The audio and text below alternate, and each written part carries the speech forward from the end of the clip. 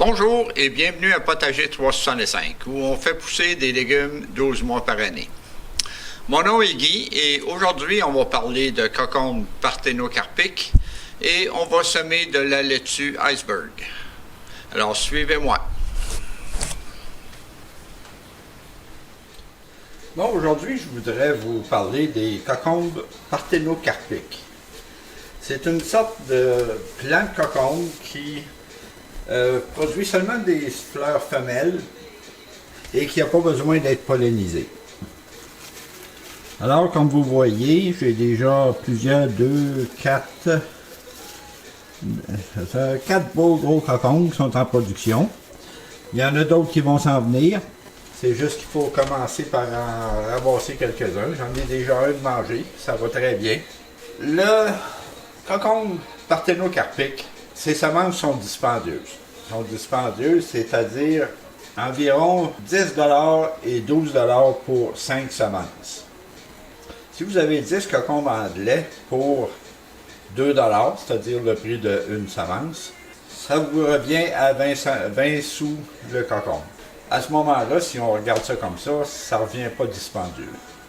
Il n'y a pas juste des cocombes anglais qui se font en parthénocarpique. Il y a quand même plusieurs sortes sur le marché. Il y a toutes les sortes de grosseurs de cocombes. Il y en a qui produisent plus que moins.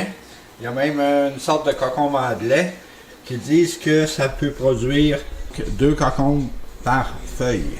C'est pas tout à fait le cas de ceux-là, mais celui-là est quand même très productif. C'est pas la première fois que j'en fais. L'an dernier, j'en ai fait à l'extérieur. Cette année, je vais en refaire à l'extérieur. Là, dans le moment, ça pousse sous une lampe de garage. Alors, je voulais vous montrer ça. Maintenant, on va passer à la laitue. Bon, on va semer de la laitue Crespino. La laitue Crespino, c'est une laitue iceberg. La dernière fois, je l'ai très bien réussi. On va donc commencer nos semis de laitue Crespino. Je vous ai parlé dans quelques vidéos de mes nouveaux pots préférés cette année. Alors, c'est ça le nouveau pot. Et sur ces pots-là, on a un chapeau pour garder l'humidité. Et il y a des petites ouvertures sur le dessus qu'on peut ouvrir ou fermer pour maintenir un certain taux d'humidité. Mais là, suite à ça, moi j'ai découvert que ça pouvait très bien servir, le couvert de ça pouvait très bien servir pour cloche qui fait exactement sur mon plat qui vient du Dolorama. Alors, pour commencer, on va ouvrir le filet pour se faire de la place à travailler.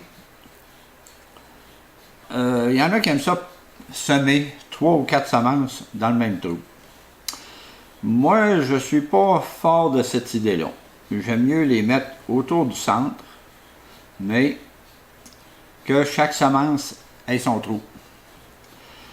Ce que moi je pense, c'est que en ayant chacun leur trou, quand on va décider qu'on veut juste un plant, on nuira pas aux deux autres en les arrachant ou en les coupant.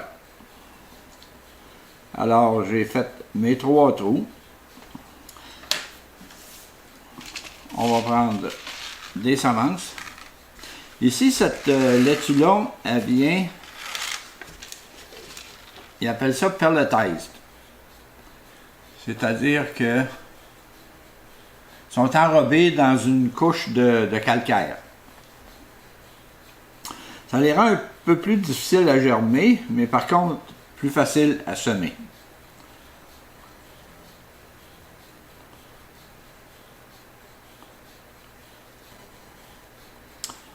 Moi, comme je vous ai déjà parlé, j'aime ça semer 2 pommes de laitue à toutes les 4 semaines. Je suis tout seul et 2 pommes de laitue à toutes les 4 semaines, c'est en masse pour moi. Et puis même que je réussis à en donner. Alors, je vais juste enfoncer un petit peu les semences. Bon, ici, il m'en manque une.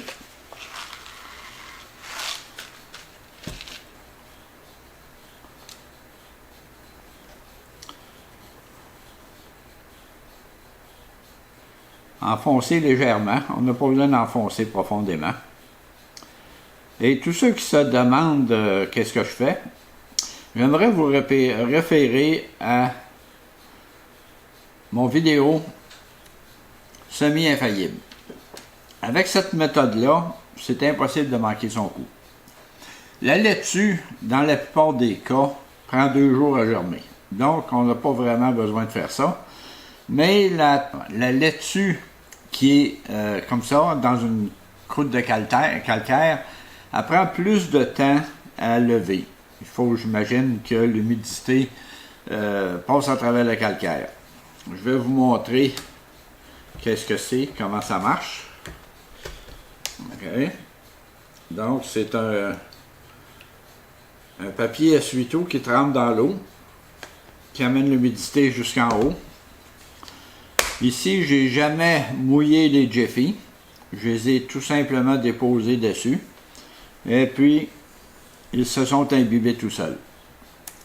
Maintenant, pour être sûr qu'on maintienne une bonne humidité, on va mettre la cloche dessus. Ce qui arrive, c'est que les Jiffy vont boire sur le papier essuie-tout, mais ils ne seront jamais gorgés d'eau. Ils vont tout le temps être humides. Ils vont être à l'humidité idéale pour germer. Donc, avec cette méthode-là, on ne peut pas se tromper. Alors, c'est tout pour aujourd'hui. Si vous avez aimé, s'il vous plaît, donnez-moi un coup de pouce.